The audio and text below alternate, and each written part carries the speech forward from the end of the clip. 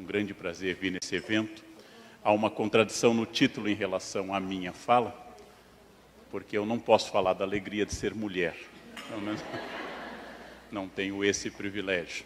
Mas posso falar como historiador, que é a função para a qual fui chamado. Acho que se a gente diminuir as luzes do palco, melhora. Quem será que pode apagar as luzes do palco? Será que alguém tem esse controle? Perfeito. Que eu posso falar muito sobre um tema fascinante, que é o tema da mulher na história, ou seja, o tema do feminino na história.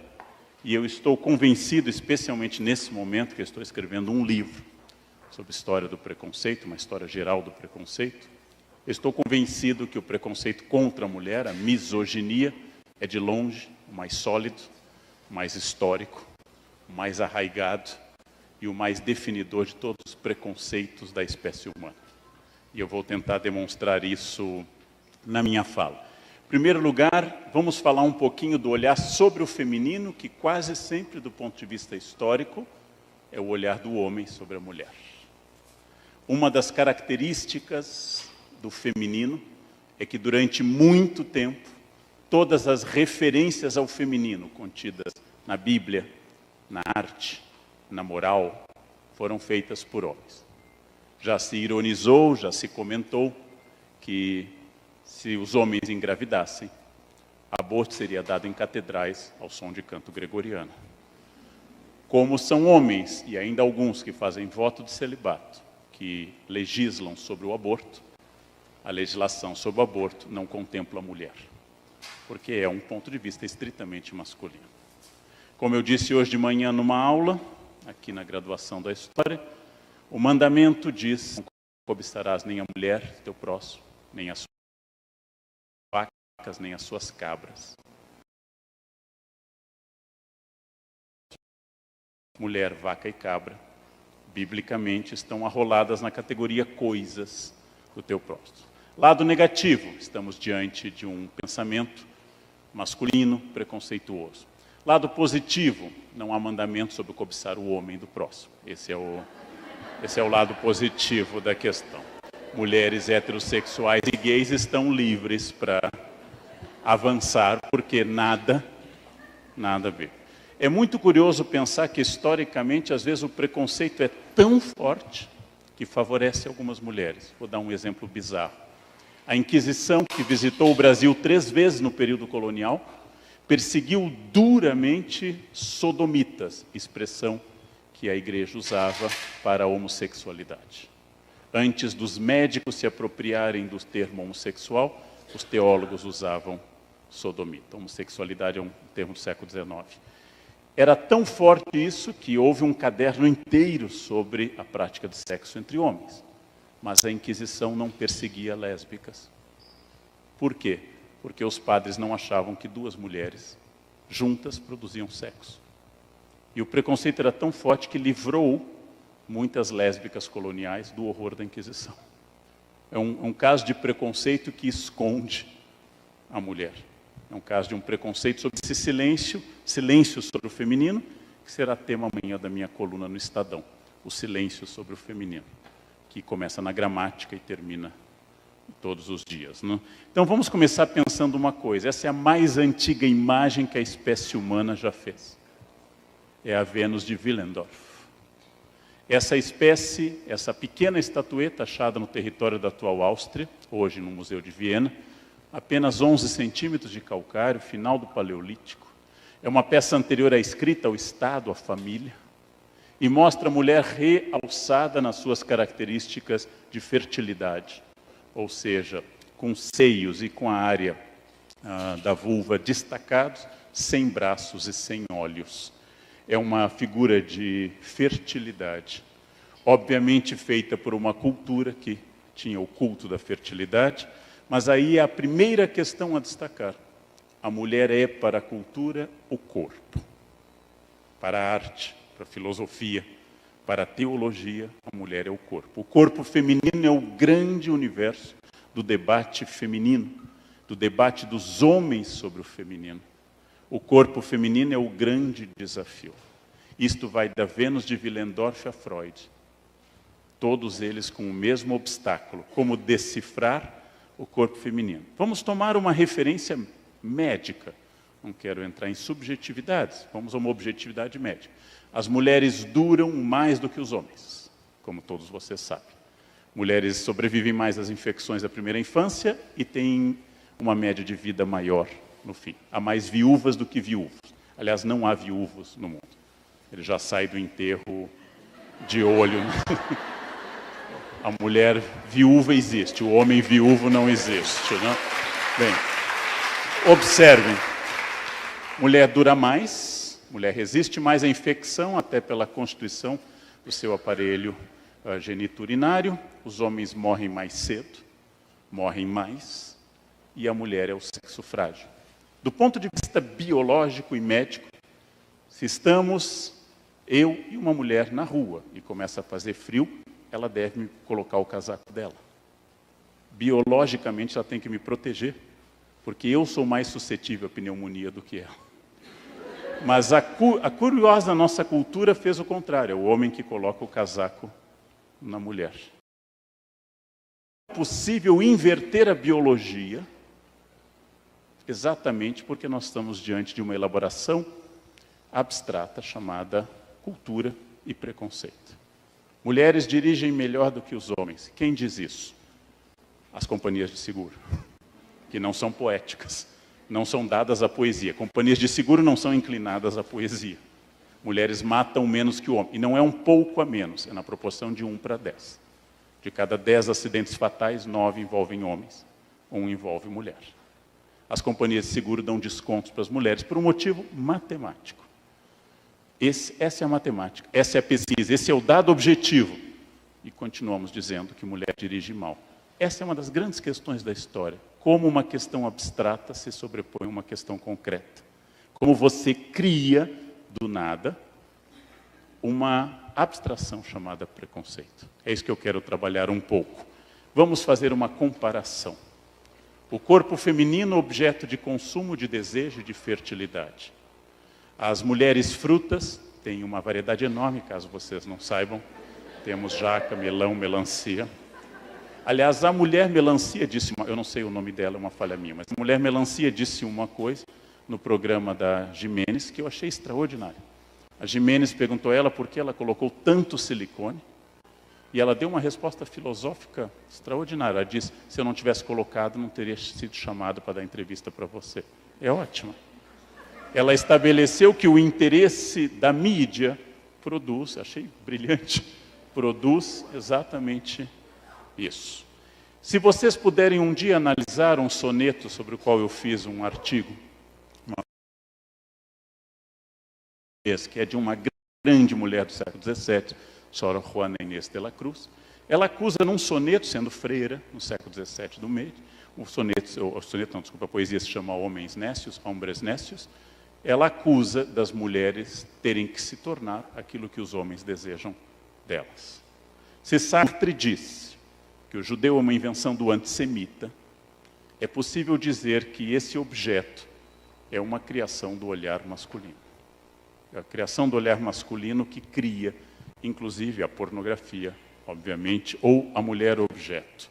Ou as mulheres clássicas, a Vênus pudica, que tapa sua área genital, e que é um modelo do feminino como Vênus. E aí, muito interessante, Vênus, em latim e italiano, Venere, de onde derivam doenças venéreas. A doença venérea é feminina.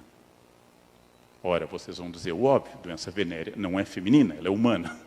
Se transmite pelo sexo. Sexo, em geral, precisa 2. Em geral, não, mas não vamos nos deter em detalhes. Para transmitir doença venérea, precisamos de 2. Vamos definir pelo menos 2. E a doença venérea é feminina. Venérea de Vênus. É muito curioso isso. É muito curioso para vocês começarem a construir esses modelos dessas Vênus pudicas, mas que transmitem doenças. Doenças venéreas. Vênus vitoriosa, Vênus Vitrix, a mais famosa do mundo, a de Milo, no Louvre. Estátua helenística, que as mães francesas advertem às crianças que ela tinha o hábito de roer unhas, por isso chegou aqui, é bom exemplo para as crianças. E Eis a Vênus, que mostra um pouco da nádega realisticamente, mas é a imagem da qual se retiravam as medidas para a Miss Universo. Era da Vênus de Milo. Agora vamos refletir sobre uma coisa. Por que eu digo que o olhar sobre o corpo feminino é decisivo e o olhar sobre o corpo masculino não é tão decisivo? Em toda a história do Brasil, desde 1889, antes ainda no Império, os homens, na sua imensa maioria, pelo tipo e a idade que assumiam o cargo, estavam homens fora de forma. Fomos governados por presidentes barrigudos historicamente. Historicamente, um homem que se torna presidente, algo pelo menos acima de 50 anos, apesar da idade mínima ser 35, quase sempre alguém fora de forma. Pouquíssimos presidentes da República eram vagamente esportivos. Figueiredo foi visto fazendo atividade, Collor gostava de correr, mas na média são estilo Fernando Henrique e Lula. Homens estilo You've Had Better Days, aquele homem passado. Muito bem. A primeira vez que o corpo de um presidente entrou no debate público foi de uma mulher, Dilma. Não tem aqui nenhum ataque ou defesa do governo Dilma. Estou preocupado com a figura do feminino. O ataque ou defesa do governo Dilma é outra característica. Mas se comentava, fazia memes e se trazia sobre a dieta de Dilma, Dilma na bicicleta, Dilma acima do peso, Dilma magra e assim por diante. A barriga de Lula nunca, para ficar no mesmo campo semântico do PT, nunca entrou no debate. Por quê? Porque é o olhar masculino sobre o feminino. Cabe à mulher manter a boa forma. Ou seja, essa é uma ideia interessante, a Vênus mãe, a Vênus genetrix, ou seja, a Vênus mãe que é coberta. Há o mistério do feminino nas obras de Bronzino, nas obras de Tiziano. O mistério do feminino é juntar essas duas coisas contraditórias, a sedução sexual, a vaidade, com a maternidade. Quando a igreja apresenta um modelo de mulher aos cristãos, apresenta uma virgem. Uma Theotokos, uma mãe de Deus, Partenós, virgem. Ou seja, um modelo impossível de ser seguido. E na cabeça dos homens, provavelmente na cultura ocidental, nós definimos dois modelos. Ou é uma virgem, ou ela é inteiramente pura, ou ela é entregue. São os dois modelos. As mulheres reais não existem. É a Vênus que nasce em Botticelli, a Vênus que nasce com seus longos cabelos soltos, sinal de que ela é solteira, a Vênus numa concha, símbolo da genitália feminina, a Vênus que nasce com anêmonas e rosas, com Zéfiro, Flora soprando sobre ela, a figura do feminino, platônico, distante, a figura que Rubens pintou, Rubens, grande pintor flamengo barroco, a figura do espelho, que até hoje é o símbolo do feminino. Vocês veem isso nos espelhos, nos banheiros e talvez não tenham se dado conta. O que define a mulher é o espelho. Quem tem filho homem sabe que o número de horas de um homem diante do espelho é gigantesco. Na adolescência é o tempo todo. O tempo todo. Porém, o que define o feminino é o espelho. Quem pintou isso? Rubens. Rubens pintou isso. Lembrem que nesse momento a beleza feminina é definida pela abundância e pelo caráter branco. Uma mulher de elite come mais do que precisa e não pega sol. As pessoas simples são magras, as pessoas de elite estão acima do padrão que hoje nós chamaríamos de magra. Não, é só uma questão de nascer na época certa, né? É só essa questão histórica. Mas vejam, não seria apenas notável que a mulher fosse definida pelo espelho, mas é notável que o homem, Marte, é definido pelo escudo. O homem é a força militar, a ação, o indicativo, o caráter direto e ativo. A mulher é o caráter passivo. Muito curioso isso também. Porque quem está pintando essa imagem, que é Botticelli também, Vênus e Marte, quem está pintando essa imagem é um homem. Refletindo que cabe ao homem o guerreiro, cabe à mulher a vaidade. Cabe ao homem o aspecto externo, cabe à mulher o aspecto interno. Visitei um casal de amigos, professores da Unicamp, ambos doutores livre-docentes, Poliglotas viajados, ambos destituídos de discursos preconceituosos, ambos excelentes pessoas, casados. Entro na casa e ela me diz: desculpe a bagunça, estou falando de professores universitários. Ou seja, não estou falando de pessoas que simplesmente reproduzem o discurso sem refletir sobre ele.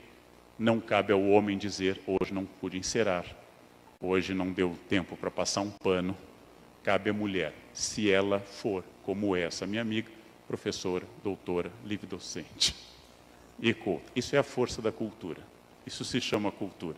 Ela é um pouco anterior a nós e é um pouco mais forte. Um amigo meu, que tem agora 3 livros sobre educação de crianças, um homem do Rio Grande do Sul, que mora agora em Santa Catarina, chamado Piangers, que escreveu sobre ser pai, ele reclama de uma frase. Ele é um excelente pai, que é a frase, quando ele está com a filha num parque, agora ele tem 2, diz: você está de babá hoje? Ele diz: não, eu sou o pai. Eu gosto dessa resposta. Porque a resposta "eu estou de babá" significa: a função é da minha mulher, mas como eu sou legal, como eu sou bacana, como eu sou uma pessoa que ajuda, eu vim ajudar. Eu ajudo minha mulher, troco fralda quando precisa. Quer dizer, a função é dela, mas eu sou tão legal que eu ajudo. É interessante supor que você ajuda alguém que você gerou. Eu estou ajudando a proteger o fruto meu também. É muito curioso isso.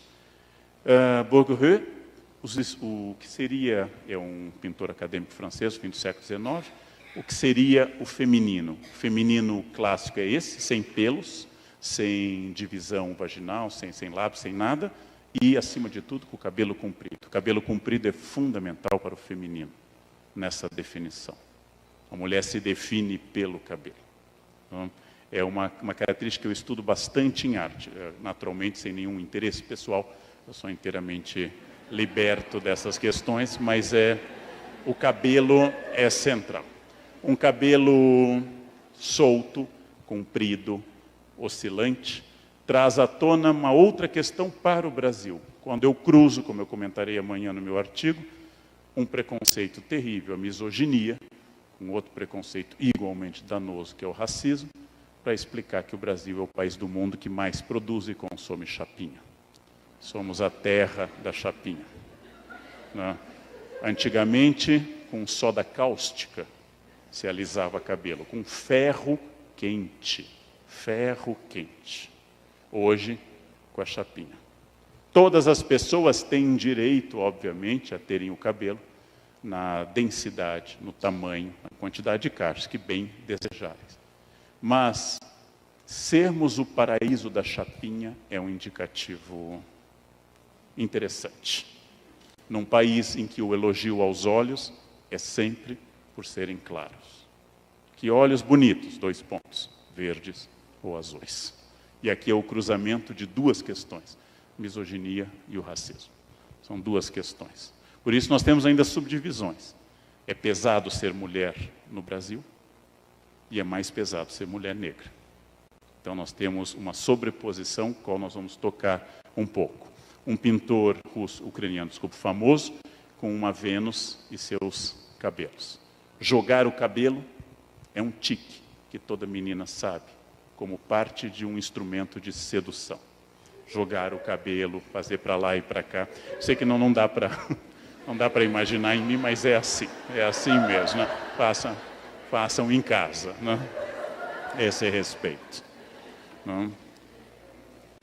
Cabanel pinta Vênus nascendo com os cabelos.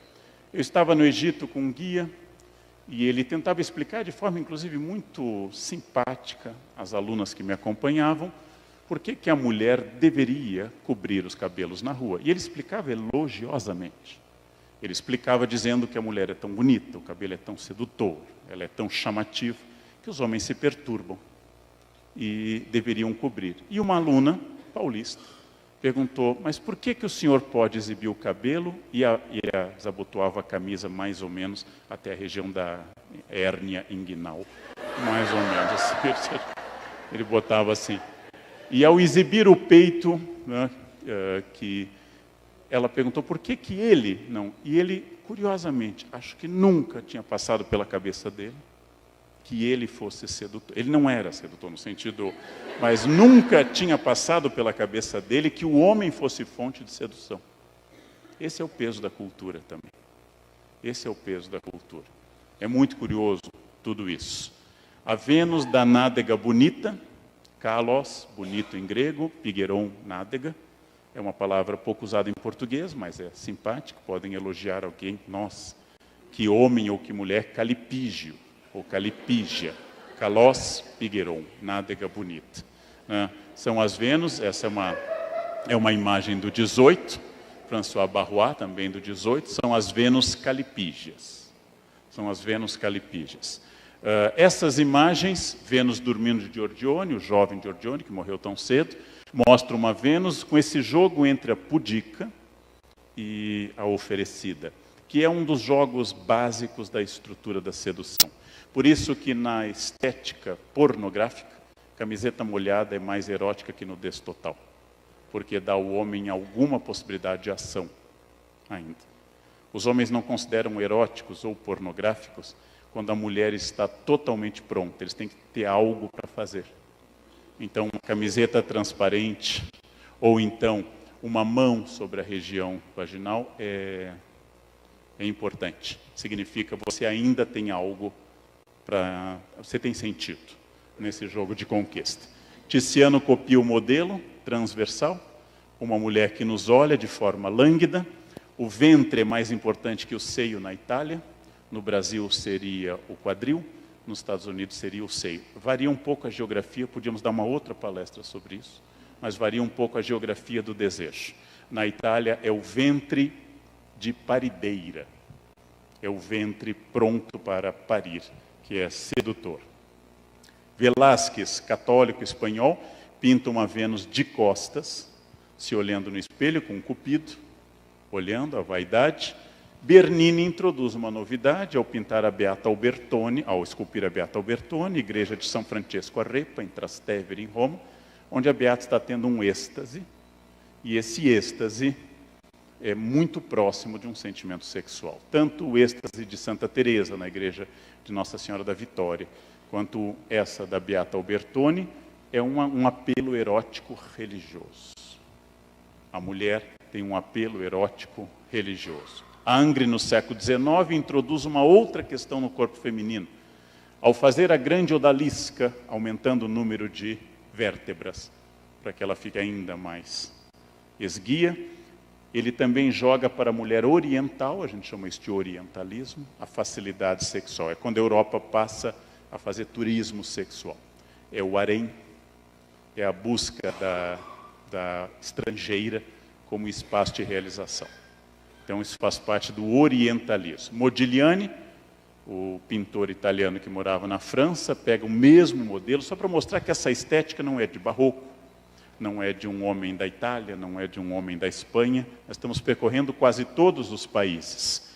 E aí eu vou agora chutar o balde nessa estética, pegando Lucian Freud, o grande neto de Freud, que em Londres achou fascinante uma mulher, Sue Tiley, e vendeu para um milionário russo essa imagem. Lucian Freud, conseguiu inverter uma certa lógica. Ele é o anti-Facebook sempre, ele faz todo mundo piorar com a pintura dele. Ele é o anti-Photoshop, ele é o anti-tudo, né? Pintou a Rainha Elizabeth II, ela ficou horrorosa, ela é uma mulher média, ela ficou horrorosa numa imagem. Lucian Freud pinta as pessoas na sua humanidade. Qual é a ruptura que Lucian Freud introduz como neto do pai da psicanálise? Ele introduz o real. Ele não introduz o sedutor. Introduz uma mulher de 127 quilos, feliz e sem culpa. Introduz uma mulher que ele pinta mais de uma vez à vontade. Absolutamente indiferente ao jogo tradicional e entrando num outro modelo de sedução. E ainda assim ele a piora, porque ela é melhor do que isso. Não é uma mulher que use roupa larga ou preta ou listras verticais. É uma mulher feliz do jeito que ela está e descansada e relaxada. é essa. A Big Sue, como ele a chamava, é até melhor do que o que aparece nas imagens. E aqui está ela diante do quadro dela. Ela é uma mulher bonita e também pessoalmente feliz. Ela vive nos vernissagens dos quadros. Lucian Freud, que adorou, encontrou-a na saída de um metrô e passou a pintá-la compulsivamente. São estéticas reveladoras de uma característica nova, de uma característica que questiona a estética tradicional. Não se trata de disfarçar o gosto oficial através de eufemismos como plus size. Esse é um eufemismo. Não, ela não é gorda, ela é plus size. Aí eu prefiro o preconceito direto do que a palavra indireta. Eu acho que a palavra gorda é mais honesta quando você expressa do que dizer. Ninguém é gordo ou magro, as pessoas são apenas. Elas simplesmente são. Elas só se tornam gordas ou magras na comparação. E ela adorou a fama e se tornou uma modelo, inclusive. É muito interessante a história da Big Sue para isso. Voltando, o quadro foi comprado por uma fortuna por um milionário russo. Está em Moscou hoje. Vamos agora pensar uma coisa mais direta. Eu tentei começar a nossa fala por um tema que depois serve para a gente refletir mais sobre o corpo feminino como um problema para os homens. Um grande problema para os homens. Ora, a primeira sensação humana que todos temos é que todos nós, sem exceção, temos a primeira experiência fora do corpo materno, chorando por termos sido desligados de uma mulher. Essa é a primeira sensação humana, comum a toda a humanidade. Ao ser separado de uma mulher, choras. Talvez esteja aqui a base o fato de que o patriarcalismo e a misoginia tentam superar tanto a tradição matriarcal que dominou na pré-história, quanto a tradição de que as mulheres duram mais, ou que todos os homens foram criados por uma mãe maior, mais forte, mais inteligente e fonte da vida. Isso faz crescer com um déficit. Eu tenho a ideia de que esse déficit seja talvez na base até de grandes homens que pensaram muito para desconstruir o pensamento ocidental, mas derrapam de forma violenta quando tratam do feminino.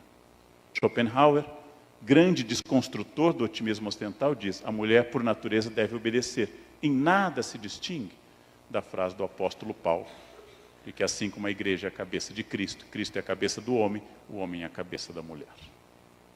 Mas vejam, há mais de 1.700 anos entre eles. Os homens são naturalmente indiferentes uns aos outros. As mulheres são naturalmente inimigas. Essa é uma construção masculina, reproduzida várias vezes. Mulher não tem amigas, tem rivais.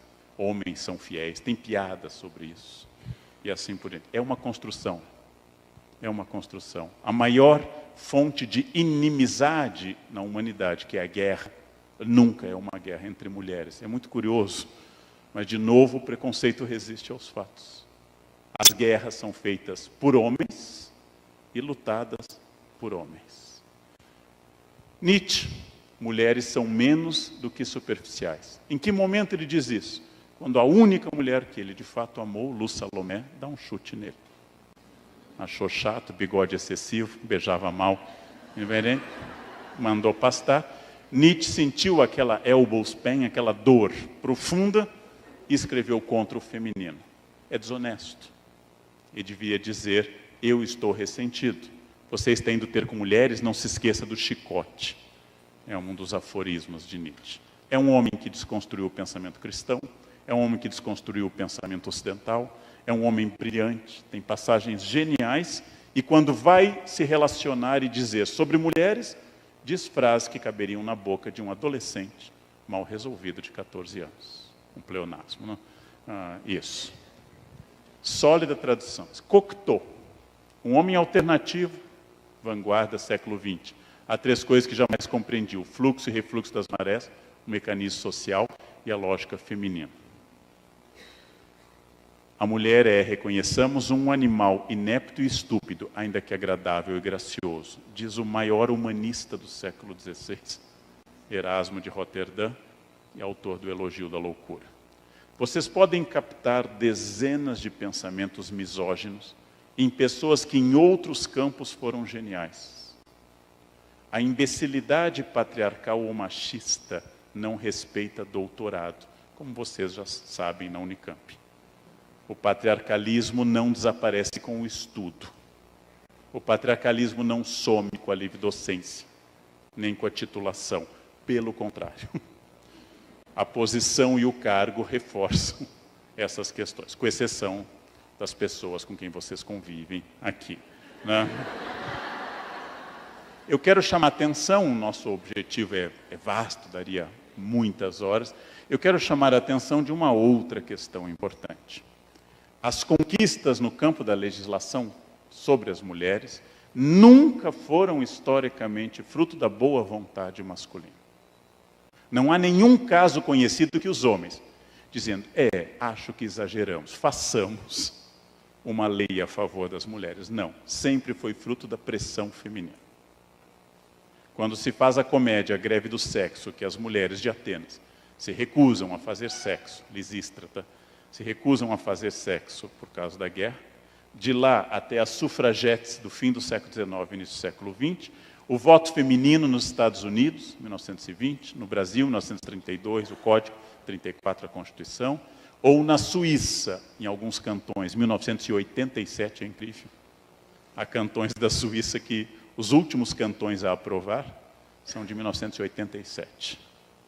Bem, quando se dá o voto às mulheres, nunca é porque os homens amanheceram felizes, com índices glicêmicos altos, inclinados às mulheres. Não.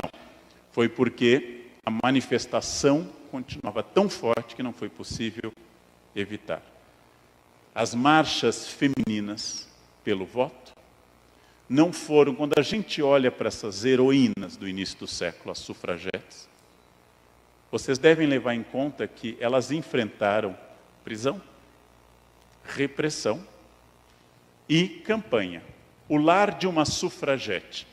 Depois de um árduo dia de trabalho, o homem chega a casa, a roupa não foi lavada, a filha está chorando, ele não tem comida e o gás está apagado. E lá está o cartaz, voto para as mulheres. Ou seja, essa é uma campanha dura. Essa é uma campanha dura. Onde a gente nota eco dessa campanha? Seu marido separou, a culpa foi sua. Você não soube segurar. A responsabilidade por segurar é da mulher. Um homem tem que ser seguro pelo afeto, pelo carinho permanente, pela simpatia, pela comida e pelo cabelão, que nós já especificamos. Essas campanhas, elas têm, podíamos fazer uma palestra só sobre essas campanhas, são as campanhas que associam divórcio, destruição do lar, fim da educação, tudo isso em nome da consciência política. Vejam, 2 passaram o dia fora, o homem e a mulher. Mas a culpa do caos da casa é da mulher. Nós estamos em 1902. Em 32, quando foi eleita nossa primeira, ou teve chance de eleição, nossa primeira deputada, a doutora Carlota Pereira de Queiroz. Aqui está a cena da Constituinte de 34, e a doutora Carlota se destaca esteticamente de todo o universo. É uma mulher notável pelo pioneirismo como deputada, infelizmente também envolvida em legislações racistas, de restrição à migração japonesa, e coisas que eram comuns na década de 30, mas não a tornam uma heroína total como a gente gostaria. Doutora Carlota, e lembrando que as questões lentas, o divórcio, para os jovens que não lembram, foi aprovado no Brasil em 1977. Até então a mulher só podia pedir, após muitos esforços, o desquite. E uma desquitada na sociedade brasileira era pouco mais que uma prostituta, mas bem pouco. A desquitada era alguém que tinha filhos problemáticos. Fulano não aprende matemática, também filho da desquitada. Você não dominava binômio de Newton porque a sua mãe separou. Isso era um princípio pedagógico. É curioso, quando eu comecei a dar aula, ainda se dizia filhos de pais separados. Hoje eu noto que os alunos, filhos de pais separados, quando tem 2 ou 3 lares, famílias não mais mononucleares, eles são mais ágeis mentalmente. Eles têm 2 casas, eles jogam um pai contra o outro, eles têm um jogo mental brilhante, né? E as crianças que têm o azar de pais que se amam, em geral, elas são mais lentas, elas são mais bobinhas, né? São mais desse jeito. Bem, aborto e assédio. Todas essas questões que dizem tanto para o universo feminino são muito lentas. Vocês acham o Brasil tardio? A lei do Nelson Carneiro é de 77. Lembrem que a Argentina foi esperar mais uma década ainda por isso.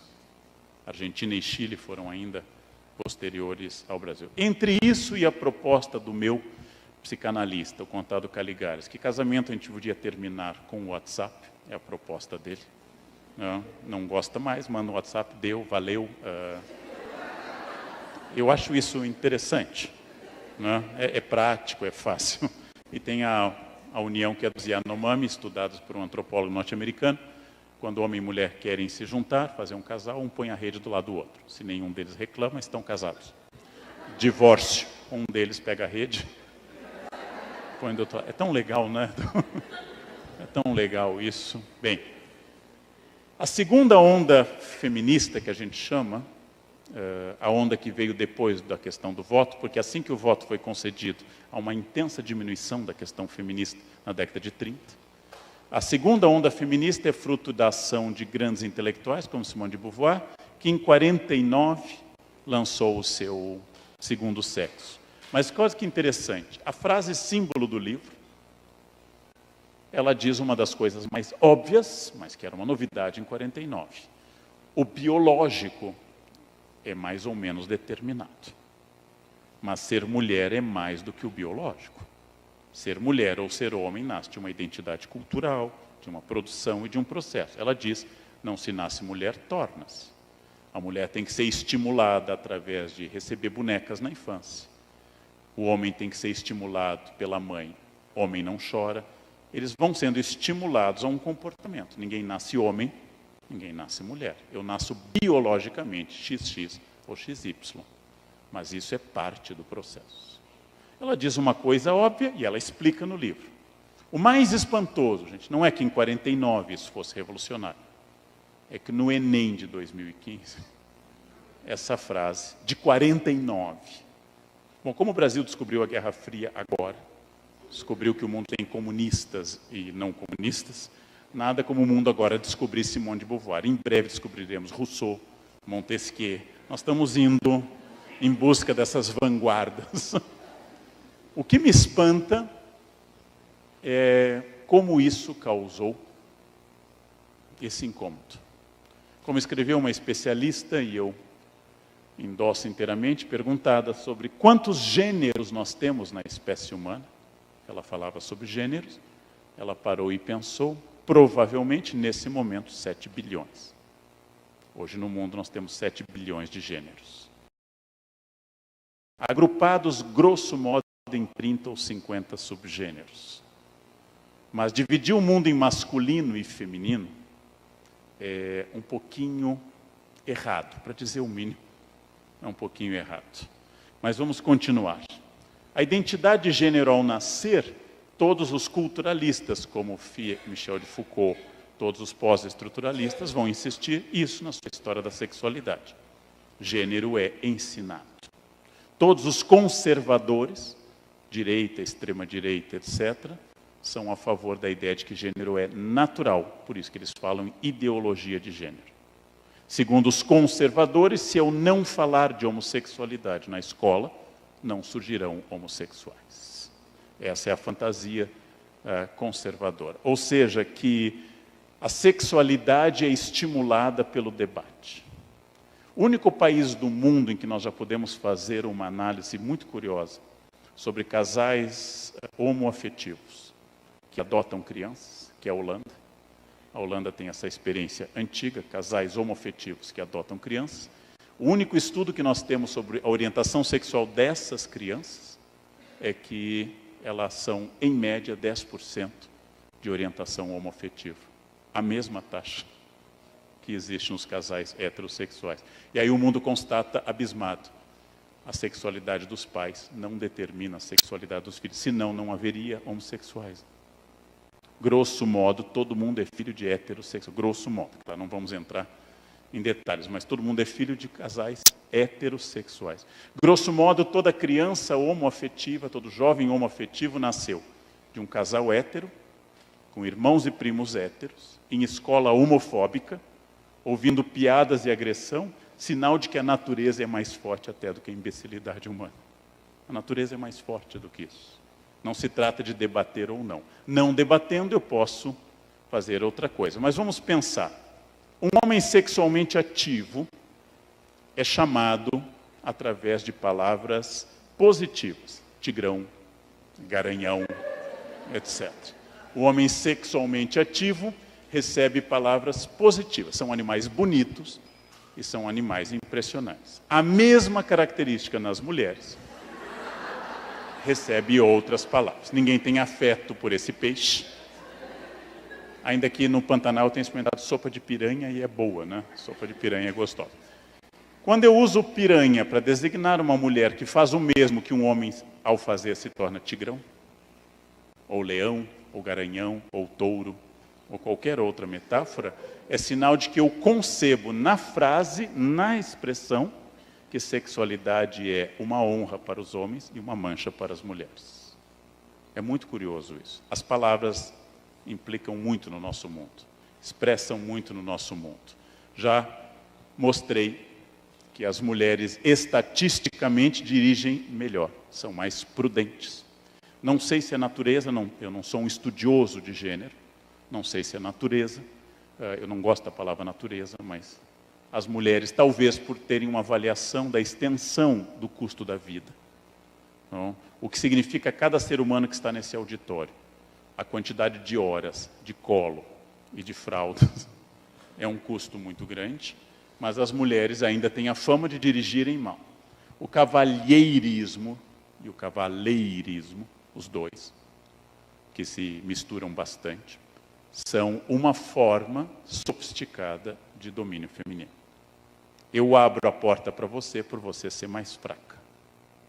Eu ponho o meu casaco porque você é mais frágil, e já indiquei que isso é falso.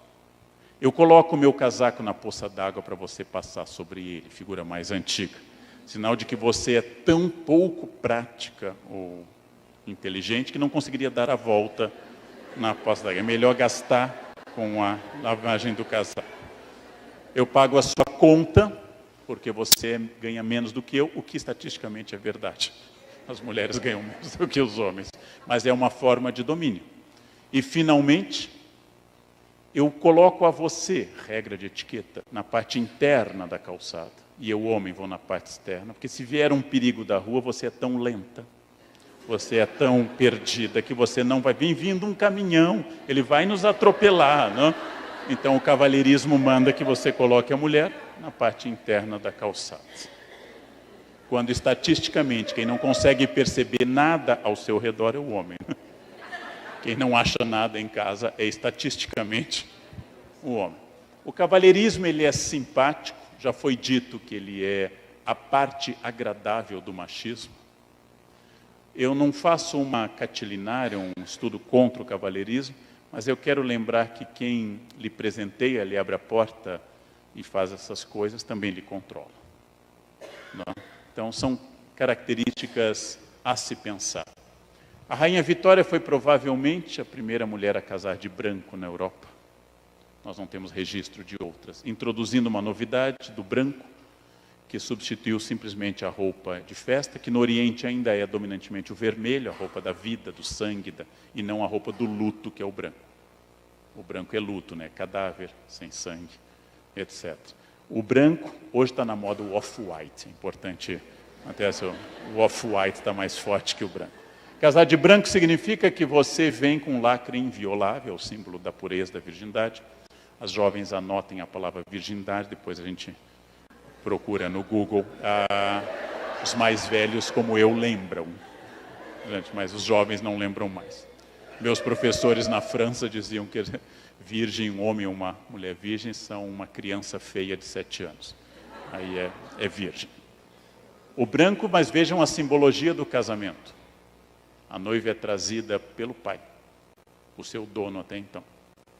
É levada até a frente e entregue a outro homem. O noivo vai sozinho ao encontro dela. É uma simbologia. A bênção da fertilidade na Igreja Católica e na Judaica é dada sobre a mulher, já que a infertilidade na Bíblia é exclusivamente feminina. Permite-se o divórcio de um judeu religioso mediante a infertilidade, que é sempre da mulher. Não existe infertilidade masculina no discurso religioso. É um dos motivos para o divórcio. E como vocês sabem, ao contrário da década de 60, nós estamos num momento mais careta da história. Há mais gente querendo casar agora do que há 50 anos.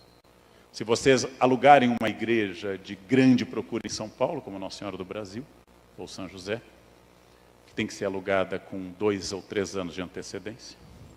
Se vocês alugarem uma igreja dessa e romperem o noivado, é melhor manter alugado e achar um outro. É mais fácil hoje achar um outro marido do que um lugar na igreja Nossa Senhora do Brasil. Aqui vai o meu conselho, caso seja um desejo de vocês.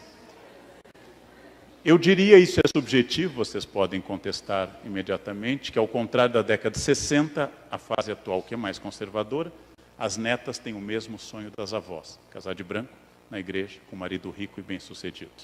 Na média, isso é muito mais forte do que em 1968, por exemplo. Muito mais forte. As igrejas estão lotadas e ninguém está casando de vermelho. Está cada vez mais cafona o casamento. Tem até agora... Tem drone. Vocês já viram? Cerimônia de casamento com um drone. A cafonice está se sofisticando.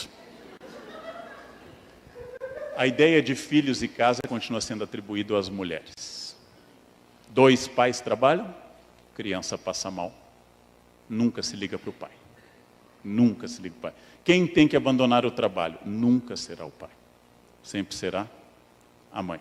Significa que mesmo as chefes mulheres e as próprias mulheres continuam considerando que o filho é uma responsabilidade do feminino. Continua sendo assim. E aí é um ponto que é comum. Como vocês sabem, há judeus antissemitas, há homossexuais homofóbicos, há negros racistas e há mulheres misóginas. O preconceito é uma coisa tão forte, tão sólida, que provavelmente ele atinge também a vítima. Aliás, é sempre perigoso dizer o que eu vou dizer. Eu vou explicar várias vezes, mas é perigoso. Para que o preconceituoso possa existir, uma parte da vítima tem que concordar com ele. É perigoso, porque parece aquele discurso que a culpa é da vítima. Os judeus foram para campo de concentração porque a culpa... Não, não é isso que eu estou dizendo, por favor. Mas uma parte minha tem que aceitar o preconceito. Se uma parte minha aceita o preconceito, a vitória do preconceituoso é mais garantida. Todos podemos ser alvo do preconceito uma vez. Se eu sou alvo várias vezes e repetidas vezes, um pouco mais problemático. Um pouco mais problemático. De alguma forma, se eu aceito a ofensa, a agressão física, é mais fácil para o agressor. Não é culpa de quem apanha, mas uma parte minha tem que aceitar essa questão. A gente chama de sociedade falocêntrica, a sociedade que venera o pênis. O pênis é a figura mais emblemática da cultura. Homens se preocupam enormemente. Uma das coisas mais fascinantes, eu que lido com alunos, é a grande fantasia dos jovens de ter sexo com várias mulheres, quando na sua quase totalidade não dão conta de uma, mas tem a fantasia de ter várias ao mesmo tempo. É interessante isso, né? Não um harém, 4 ou 5 mulheres, não conseguem uma. E é interessante essa fantasia, mas é a fantasia que, aí eu vou invocar Simone de Beauvoir, é preciso também, a Betty Friedan diz que o lar é um campo de concentração confortável, é preciso também lembrar, falando não em nome dos homens, não tem essa procuração, mas que os homens sofrem o peso do machismo. Eles não podem chorar, eles não podem ter dúvidas, eles não podem fracassar, eles não podem não ter ereção na hora correta, eles não podem ser humanos, eles são educados para isso. O que ajuda a explicar que das 9 pessoas que se matam a cada 100 mil no Brasil, censo de 2010, 7 sejam homens e 2 são mulheres. A sociedade que é terrível no seu preconceito com as mulheres, também é pesada sobre os homens, que eles não podem falhar. Eles não podem falhar. Isso não justifica nada, mas tentem entender quando a Simone diz, por exemplo, é preciso defender as mulheres, inclusive para que os homens sejam libertados do peso de oprimi-las. É preciso isso também. Gandhi dizia, precisamos libertar a Índia, para que os ingleses não precisem ser imperialistas também. Para que os ingleses sigam seu destino. Então, obeliscos, que do Egito Antigo até Buenos Aires, são quantos? Vocês não imaginam nenhum monumento que não seja fálico. Não há nenhum monumento feminino. Esse é o nosso falocentrismo. Bem, vamos agora para alguns dados preocupantes. Uma mulher é espancada no Brasil a cada 15 segundos. As agressões são diárias em 64% dos casos e o companheiro é a maioria absoluta. Esses dados vêm à tona no momento que a Lei Maria da Penha não apenas abriu mais um caminho, mas a Lei Maria da Penha permitiu que a gente tivesse acesso a mais dados. E aí vem o dado mais impressionante para mim. Isto é exclusivamente das mulheres que vão à delegacia. Isso não deve ser a totalidade. Infelizmente, suspeito que há muito mais do que isso. Ou seja, assim como eu meço o contrabando pela quantidade de peças apreendidas pela Polícia Federal, e não por aquelas que passam diariamente pela Ponte da Amizade, eu estou medindo a agressão do feminino pela Secretaria Especial de Política para as Mulheres. A Lei Maria da Penha deu um passo importante, e esse passo foi nos permitir ter uma extensão desse feminicídio que existe no mundo. A quantidade de mulheres, e aprendi isso com uma colega especialista, que apanha independe da classe social. Há burguesas que apanham, há profissionais liberais que apanham, há médicas que apanham, e há operárias e domésticas que apanham. A ideia de que as pobres apanham mais é uma fantasia. Infelizmente, é democrático e generalizado. Bom, e aí uma reflexão subjetiva, podem contestar à vontade. Não existe o homem agressor de uma vez apenas. Não existe. Quem bateu uma vez tem um potencial. Se você perdoar, é um exercício de cristianismo muito bonito. Mas vá até o fim na cruz, porque você vai morrer crucificado. Se você perdoar. Quer dizer, é exatamente o fato de que o surgimento das delegacias da mulher, porque antes a mulher tinha que enfrentar um delegado que ia perguntar se ela deu motivo para apanhar, é uma delegacia da mulher, é uma Lei Maria da Penha, e é uma novidade, que talvez algumas não saibam, e alguns não saibam, de que a mulher, uma vez denunciada, ela não pode voltar atrás, que era a coisa mais comum. Ela denunciava o companheiro, no dia seguinte apanhava mais um pouco, sofria uma chantagem emocional, ou o marido fazia as crianças chorarem, ela voltava à delegacia e retirava. Denunciado o crime da agressão, o delegado ou a delegada não podem retirar porque é crime público. Tem que ser investigado. E tem que ser muito investigado. E tem que ser muito punido. Então, essa é uma questão importantíssima. Encaminhando à conclusão, nós temos desafios enormes. Amanhã, no meu artigo no Estadão, eu faço um apelo a uma campanha de doação de fundos para a Fundação Maria da Penha. Porque eles estão com problemas de fundos. Todas as atividades, por vários motivos, no último ano perderam verbas. Por vários motivos. A orientação política atual é de não dar verbas para instituições assim. Por vários motivos, a Fundação Maria da Penha no Ceará está sofrendo contenção de verbas. Há um desafio permanente, que é o desafio de debater, fazer, pensar, levar adiante, o desafio de traduzir questões que afetem as mulheres e aos homens. Há pouco, estava num debate sobre o termo feminismo, e é muito curioso porque o termo feminismo começou a assumir, recentemente, leituras totalmente negativas. Inclusive, eu não sou feminista, eu sou feminino. Essa é uma das bobagens que devia ser mais evitada na boca de todo mundo. Tem coisa que a gente não devia dizer para não passar muita vergonha. Essa é uma delas. Né? Tem coisas que são relativas, tem coisas que são absolutas, mas essa a gente deveria evitar. Feminismo é a luta pela igualdade humana. Feminismo é obrigatório para homens e mulheres. Feminismo é um sentimento necessário e indispensável para a dignidade humana. Feminismo não interessa às mulheres, interessa à sociedade.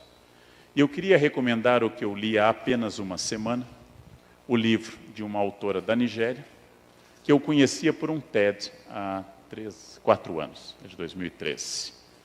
Essa autora fez um livro traduzido agora, que é para educar crianças feministas. Recebi a indicação desse livro, li, gostei muito. Ela é autora de vários outros livros muito bons, como Hibiscos Vermelhos, etc. Mas esse livro em particular, um livrinho fininho, traduzido agora, ela diz que pais e mães têm que criar crianças feministas. E uma das frases dela eu coloquei na minha fanpage, que tem agora quase 900 mil pessoas. Uma frase também óbvia. Eu tenho que dizer às meninas em particular que o casamento não é um destino.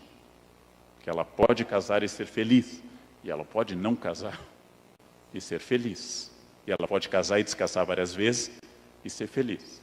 Eu acrescentaria, eu tenho que transmitir a ideia que até casando ela pode ser feliz. Quer dizer, essa é uma ideia revolucionária que eu estou lançando, né? É possível ser feliz no casamento. Há notícias, há casos, poucos, mas há casos, de que o casamento pode ser um ambiente de felicidade. É possível. Há dezenas de respostas no meu Face dizendo, eu nunca vou dizer isso à minha filha. Ela tem que entender que ela tem que casar. É assustador, 2017. É assustador. Quem acompanha sabe que aconteceu isso no meu Face. Dezenas de pessoas. Essa mulher desencaminha os filhos. Ou seja, encaminhar os filhos é encaminhá-lo para o destino. No momento que eu coloco que a essência se antecede à existência, e contrario a ideia de Sartre, que primeiro vem a existência, depois a essência, eu estou dizendo, se você não casar, você será incompleto. Se você não tiver filhos, você será incompleto. Se você casar e tiver filhos, você será feliz. Essas afirmativas são ingênuas. E elas não batem com a realidade. Para encerrar, eu recomendo muito a leitura desse livro, ela escreve muito bem, quem lê em inglês vai descobrir um inglês também muito simpático e fácil de ler. Para encerrar, vou lembrar um dado IBGE de 2010. O casamento é aparentemente uma iniciativa feminina, já que as mulheres colocam o dia da noiva, as mulheres controlam o processo do casamento. Uma noiva entra senhora de si na igreja. Ela escolheu as flores, as roupas, o padre, o pastor. O homem entra admiradíssimo de tudo, né? Ele não tem a menor ideia do que está acontecendo. Ele entra olhando para tudo. O homem chora em casamento, mulher jamais, né? O homem está emocionado, é uma novidade para ele. Ele foi convidado porque é importante ter um homem. Mas o mais importante nisso, curioso, a mulher é responsável, segundo o IBGE 2010, por 75%, 75,4% dos pedidos de divórcio litigioso no Brasil. Isto é um sinal. Infelizmente, os casais às vezes se separam, mas é um sinal muito curioso. As mulheres buscam felicidade. Elas estão aptas ao exercício da felicidade. Então, a minha última conclusão é que hoje é uma tarefa enorme. Convencer os homens que eles também podem ser felizes. Essa é uma tarefa missionária. Temos que percorrer ruas do mundo, pregar nas praças, dizer às pessoas na sala de aula que a vida pode ser plena. Que você pode ir a uma festa e se divertir. Não precisa dizer, a gente vai embora cedo, né? Não precisa, antes da festa, sabotar a festa. Você pode dançar. Você pode conversar. Você pode até ser feliz. É por não serem felizes, na sua maioria, e se acostumarem com a infelicidade, que provavelmente a maioria dos homens tem tanto medo das mulheres. Isso domina no mundo de hoje, não? Conversas fáceis, alegria da festa, é uma descoberta, é uma pista. Claro que há muito mais coisa do que isso, e há muito mais tragédia nessa história do que comédia, mas é uma pista.